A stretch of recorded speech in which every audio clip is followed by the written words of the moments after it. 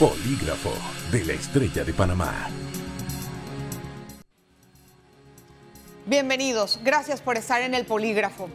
El conflicto en el Medio Oriente ahorita pasa por una tregua que esperamos sea duradera. Vamos a analizar algunos aspectos interesantes sobre las motivaciones, las posibles fórmulas o solución de esta crisis y qué aspectos deben de intervenir para poder lograr, bueno, pudiéramos decir que un sueño anhelado por muchas personas es la paz duradera entre Israel y sus vecinos. Quiero presentar para esto a nuestra invitada internacional, Pilar Rahola. Ella nos atiende desde el país de España. Es periodista, laureada con varios premios internacionales, pero lo más importante es que es una periodista que conoce pues con mucha profundidad el tema del Medio Oriente y por eso le damos la más cordial bienvenida desde España.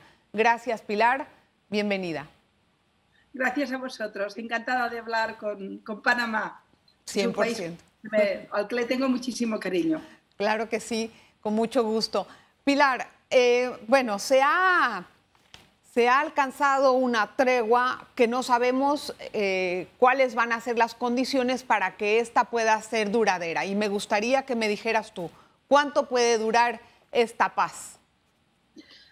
La verdad es que paz no, el concepto paz, sí, tal como lo entendemos tú y yo o los ciudadanos que nos escuchan, es impensable en la zona. No creo que tengamos una situación de paz hasta que el conflicto no acabe. Correcto. Lo que vamos es de tregua en tregua o de momento de calma en momento de calma, pero lo cierto es que yo soy bastante pesimista respecto a la tregua de este momento, porque hoy he leído las declaraciones del líder de Hamas desde Qatar, donde hablaba abiertamente de que esto había sido un ensayo, que la escalada más importante estaba por venir, que Israel no sabe lo que le espera, con lo cual la impresión de que es como una especie de parada en seco, pero para volver, yo creo que es muy realista. Ahora, en realidad, esta tregua pudo haber sido, muchos se preguntan si fue producto de la presión internacional o cómo se logró gracias a la intermediación de Egipto. No lo creo. Sinceramente, a pesar de que desde fuera del conflicto tendemos a pensar que todas las presiones internacionales tienen un peso, en realidad allí, especialmente por parte de Israel, que es un país que sabe que está muy solo ante su lucha y su supervivencia, al final quien decide si la tregua se hace o no se hace son los servicios de inteligencia y los servicios militares israelíes. Israel tenía como principal voluntad y deseo, y no quería ir más allá, destruir toda la red de lanzamiento de misiles y por tanto toda la estructura militar que había montado Hamas y que había permitido esta escalada. Y cuando el Sahel entendió que ya habían desmantelado todo lo que tenían que desmantelar, sencillamente plantearon la tregua. Si por mucha presión del tipo que sea, si no hubiera habido la convicción militar de que no peligraba la sociedad israelí porque no iban a tirar masivamente misiles, seguramente habríamos tardado más días. Por tanto, porque hay algo que, aunque no parece que es lo que siempre hablamos, en realidad es así. Israel no tiene ningún interés en entrar en Gaza o en batallar con Gaza o incluso en salir cada día en los noticieros del mundo por el tema de Gaza.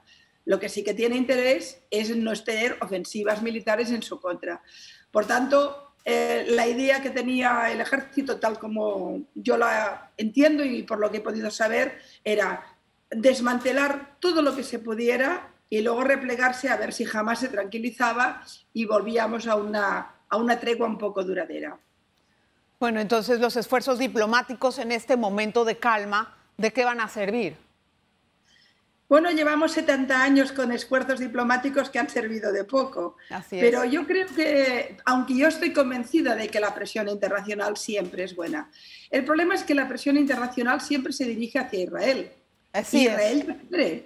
Israel ya quiere resolver el conflicto. Israel no tiene ningún interés, es un país puntero económicamente, puntero en alta tecnología, que además acaba de hacer acuerdos comerciales y de otro tipo importantes en la propia región de Medio Oriente con países islámicos, por tanto, ahí hay un avance. Y lo que quiere es acabar con este tema. Lo que ocurre es que en el otro lado, especialmente cuando hablamos de Hamás, no hay ninguna intención nunca para nada de que haya ningún acuerdo.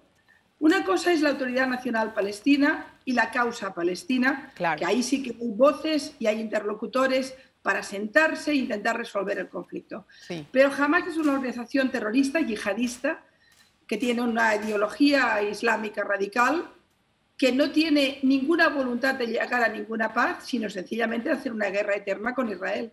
Y entonces ahí, por mucha presión internacional que haya, no hay manera. Bueno. Y además hay que olvidar, si me permite, que puede que presionemos desde Europa o desde Estados Unidos o desde países de cualquier lugar, de Latinoamérica, en fin.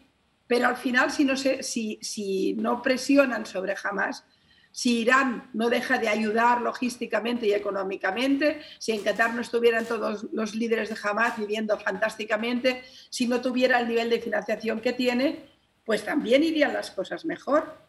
Es decir, la presión internacional también tendría que hacerla Irán para pararlo. En lugar de eso, alimenta la guerra. En cambio, eso no se puede percibir de la forma en cómo se percibe hacia Israel la presión. Y de igual manera, se tiende a confundir la causa palestina con lo que está haciendo Hamás.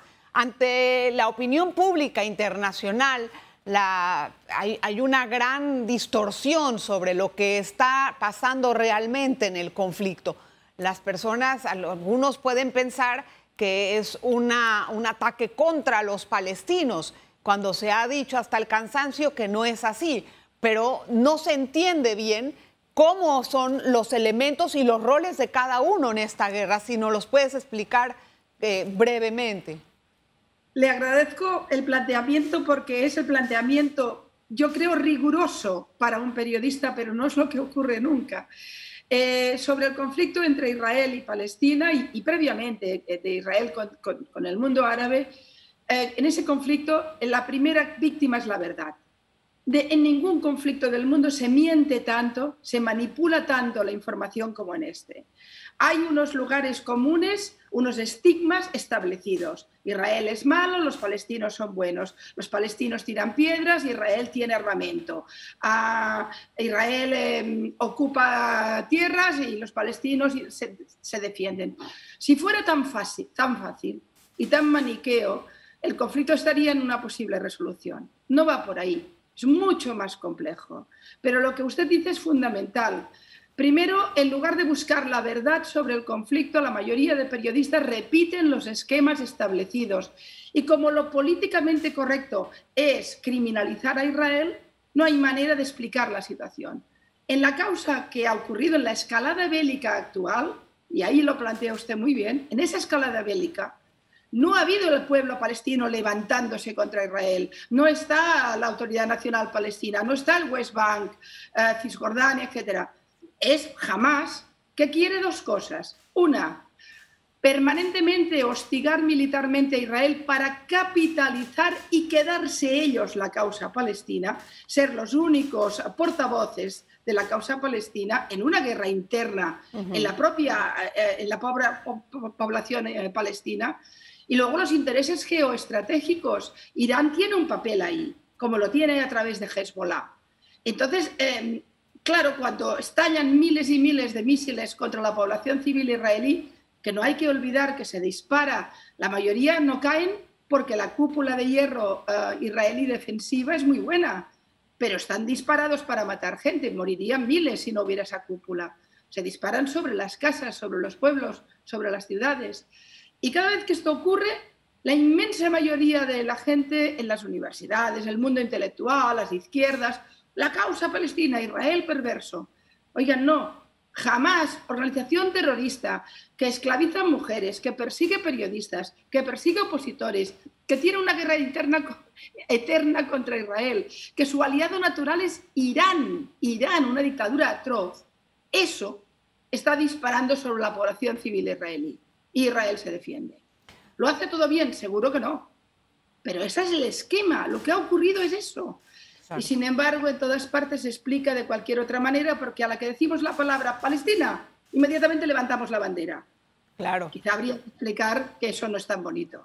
Tengo que hacer una breve pausa, Pilar, después de esta muy ilustrativa explicación. Una pausa, regresamos enseguida Por favor, no se vaya, vamos a hablar más acerca de este conflicto y analizar a fondo cuáles son las circunstancias que lo llevaron a nacer, cuáles son las circunstancias más bien que estallaron esta reciente situación violenta y mucho más. Polígrafo de la Estrella de Panamá. Gracias por estar en sintonía del Polígrafo. Vamos a continuar con nuestra entrevistada Pilar Rahola, que nos atiende desde España. En este momento quiero continuar con las preguntas que tenemos en mente. Bien, entendiendo ya esta situación como se ha puesto clarísima, hay otra cosa importante y ahí pues puede haber un mea culpa de todos los medios, y es que muchas veces el lugar a donde hay más muertos es el más victimizado y es el que peor le va, y obviamente el que condenan a otro. Y esto tal vez puede estar ligado a su reciente respuesta, pero es así. Se le acusa a Israel de genocida, se le acusa a Israel de crímenes de guerra. Hay organizaciones humanitarias pronunciándose en contra de Israel, igualmente senadores en Estados Unidos haciéndolo. ¿Cómo Israel puede defenderse de estas acusaciones? Yo creo que hace mucho tiempo que Israel ha decidido que lo que tiene es que defenderse de la muerte y que lleva 70 años intentando sobrevivir en una situación muy complicada, con enemigos muy poderosos. Es un pequeñísimo país, muy solo, contrariamente a lo que se puede imaginar, porque como me dijo una vez un primer ministro de Israel, si estamos a punto de caer al mar todos, nadie de Europa nos va a venir a defender, ¿no? Creo que ni del mundo. Los judíos tienen muy claro que siempre han estado solos cuando se ha acercado la muerte masiva, ¿no? De manera que lo primero que hay que decir es que Israel lo que hace es intentar defenderse, explicarse de aquella manera. Yo creo que dedican poco tiempo a ello.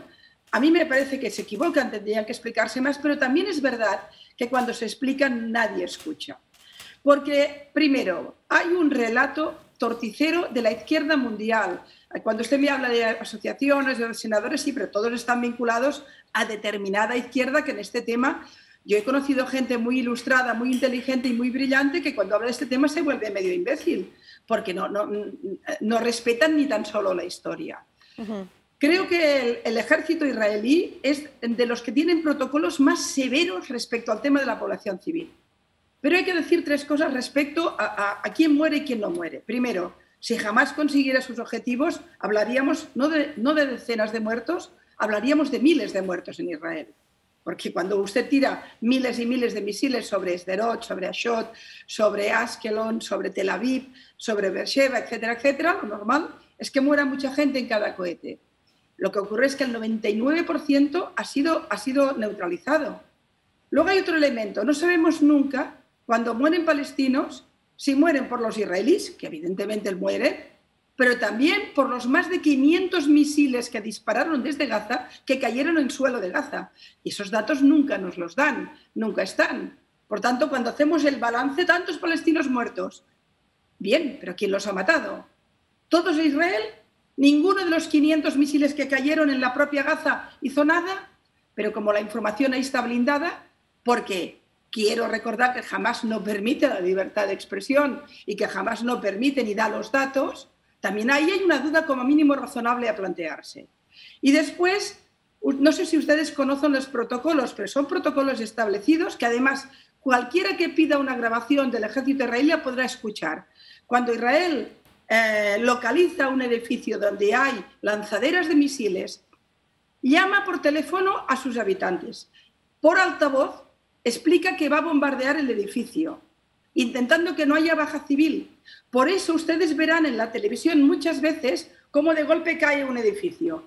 ¿Por qué lo vemos? ¿Por qué hay una televisión viéndolo? Porque se ha avisado previamente. Es decir, tú tienes tu país con una lluvia de misiles terrible, que cada misil significa como mucho un minuto para ir al refugio. Y si caen misiles a las 9, a las 10, a la 1 de la madrugada, a las 2, un amigo mío me llamaba desde el refugio diciéndome: hemos dejado un abuelo de 90 años porque no lo podemos mover de la cama cada vez que nos llaman al refugio. La vida bajo la amenaza de los misiles es terrible, claro, y no la tenemos nunca en cuenta. Entonces, Israel no tiene que defenderse. no tiene que destruir las estructuras militares y no recordamos que Hamás siempre pone sus lanzaderas de misiles en edificios civiles, en hospitales, en escuelas. El edificio famoso de donde estaba la prensa internacional, recuerdo que la France Press dijo que no sabía que allí había una lanzadera de misiles. Y evidentemente Israel avisó. Sacaron a todo el mundo del edificio y lo bombardearon para cargarse la lanzadera.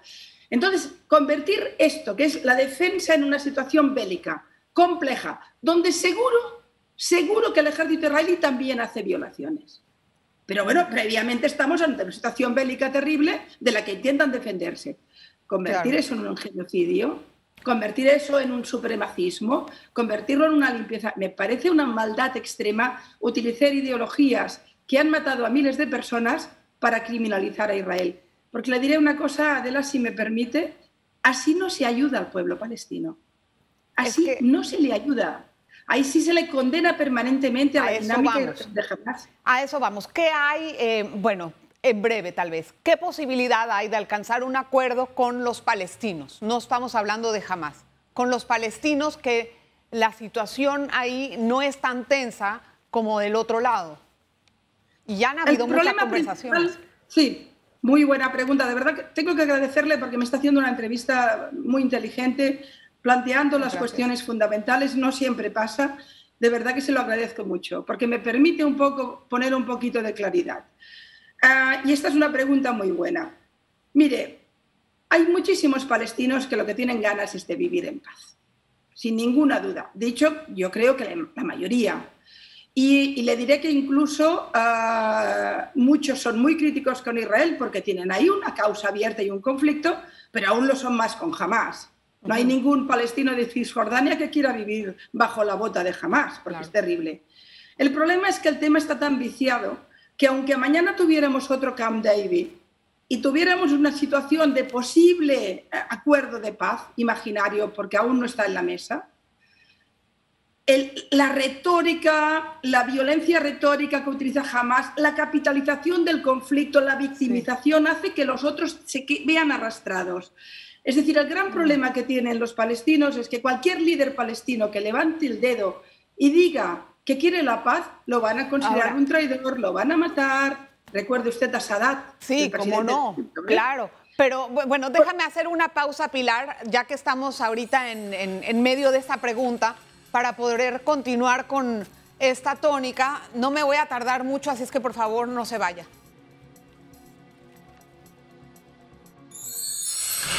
Polígrafo de la Estrella de Panamá. No quiero perder mucho tiempo en esta introducción porque me gustaría más que lo aproveche nuestra invitada que nos atiende desde España, Pilar Rahola.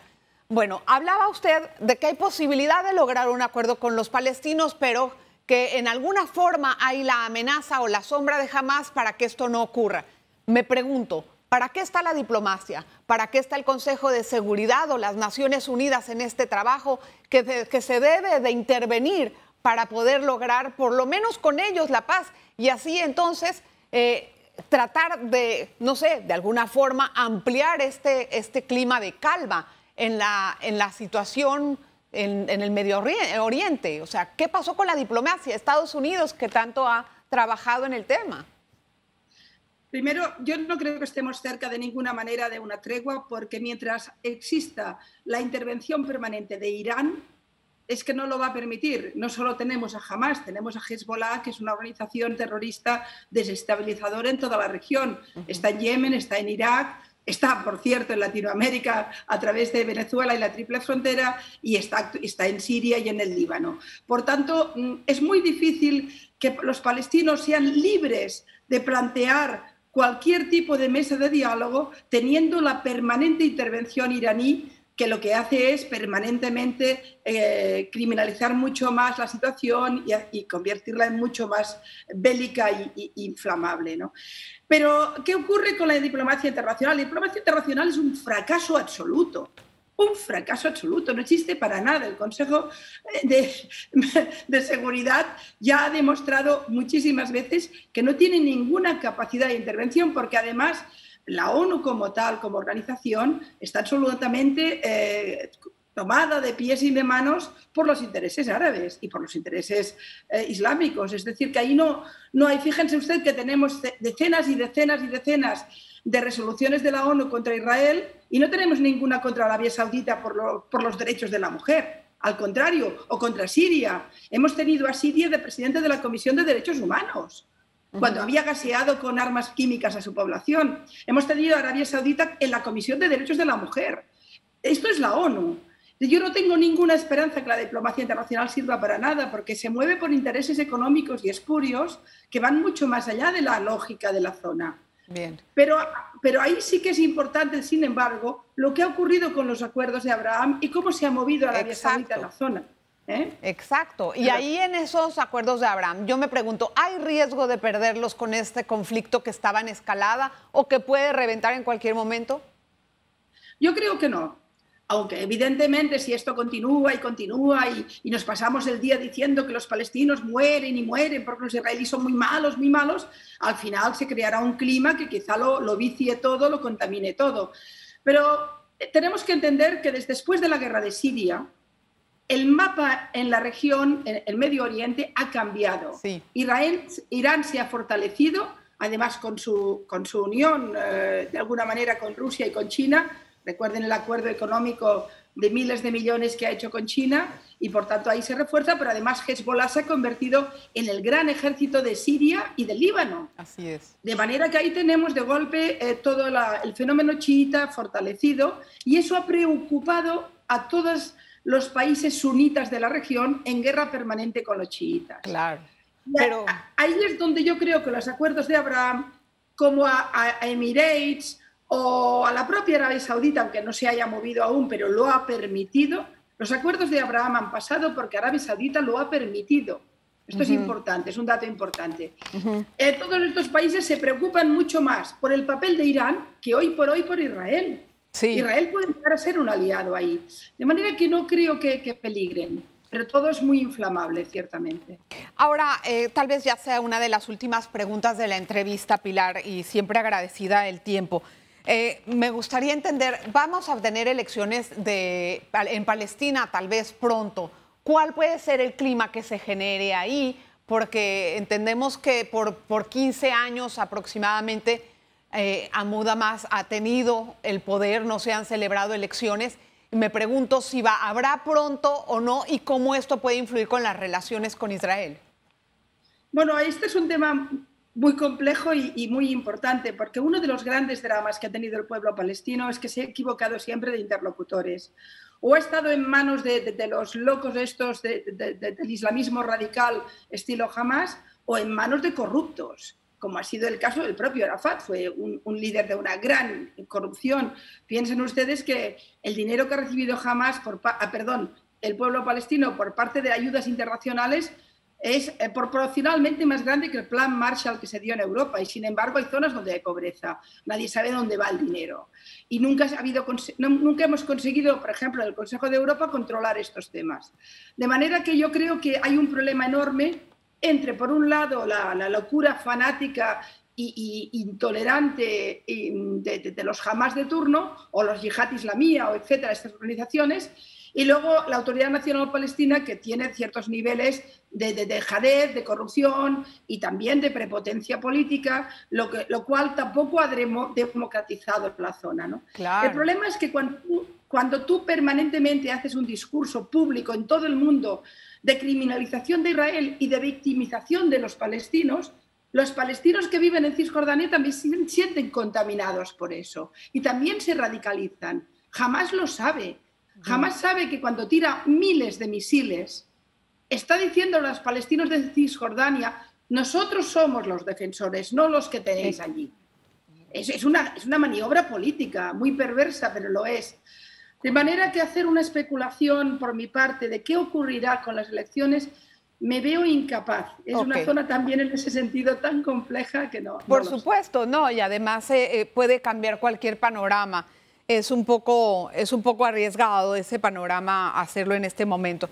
Bueno, Es verdad que no sabemos cuánto puede durar el conflicto o la tregua o la calma en este momento, pero vuelvo a las declaraciones que usted nos recordó ahorita del líder de Hamás advirtiendo sobre una mayor escalada. Aquí el que tira la primera piedra entonces debería de tener también una mirada puesta a nivel internacional, viendo que no se respetaron los trámites, los términos. Pero es que nunca los han respetado. Obvio. Es que de ahí que me quejo de las resoluciones de la ONU, porque es posible que Israel haya vulnerado resoluciones de la ONU, pero es que los palestinos las han vulnerado todas, sobre todo estas organizaciones, y sin embargo no hay ningún problema. A mí me escandaliza enormemente que el hecho de que empiecen a disparar miles y miles de misiles sobre población civil a nadie le preocupe, que parezca algo normal. ¿Se imaginen que esto en Ciudad de Panamá de golpe 4.000 misiles? Es como si nos estuvieran atacando los guerrilleros de nuestro país vecino y que nos cayeran misiles. ¿Qué haríamos entonces? En cualquier país es lo mismo. Exacto. Que por cierto, yo la última vez que hice algo con la gente de Panamá tuve el honor de participar en el acto de homenaje al atentado que hubo del avión, que por cierto ya sabemos que fue responsabilidad de Hezbollah. Sí, eso fue hace como 2 años ese acto, yo lo presencié, yo fui. Gracias, Pilar, por estar con nosotros, muy amable de verdad y muchos éxitos, estaremos en contacto. Esperemos que no para malas noticias. No soy optimista, sinceramente. Bueno, vamos a tener fe. Gracias, Pilar, por estar con nosotros, muy amable, y gracias a usted por la audiencia que nos presta cada semana. Muy agradecida, de verdad, ya sabe las redes, Adela Saltiel y melodijoadelita.com. Polígrafo de la Estrella de Panamá.